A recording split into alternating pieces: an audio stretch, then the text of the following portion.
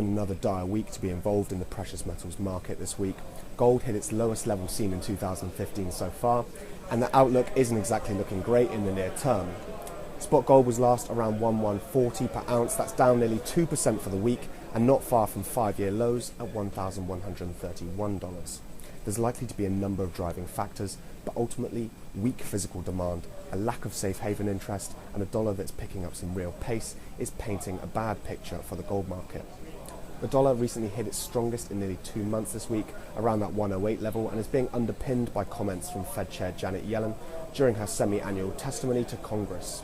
Yellen reaffirmed that tightening of monetary policy would still be appropriate this year, assuming that the US economy develops as expected. High interest rates ultimately will be bad for the gold market, particularly for speculators who will seek more yield-bearing assets such as bonds, let alone any large increases in the dollar. Elsewhere, the situation in Greece is also weighing on gold and creating a generally gloomy outlook. The likelihood of a Greek exit from the Eurozone is increasingly fading after parties appeared to agree a deal earlier in the week.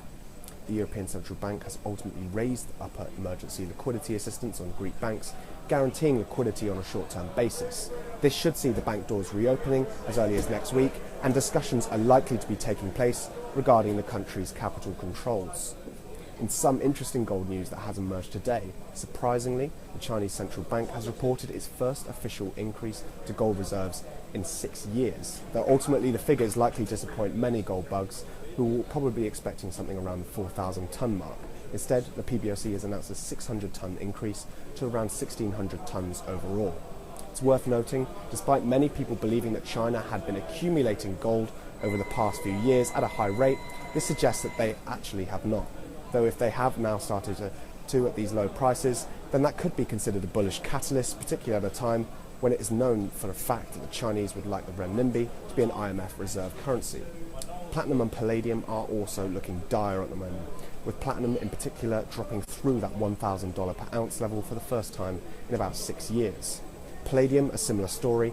Both metals are simply ignoring 14.6% year-on-year increases in European auto sales last month, which appears to be due to a large supply increase, particularly with operations normalising in South African mines and also from the scrap sector. For now, that picture across most of the precious metals doesn't really look like changing anytime soon, with the exception of rhodium. For next week, expect most movements to be currency-driven predominantly. This is Ian Walker, reporting for the Bullion Desk, down here at the London Metal Exchange.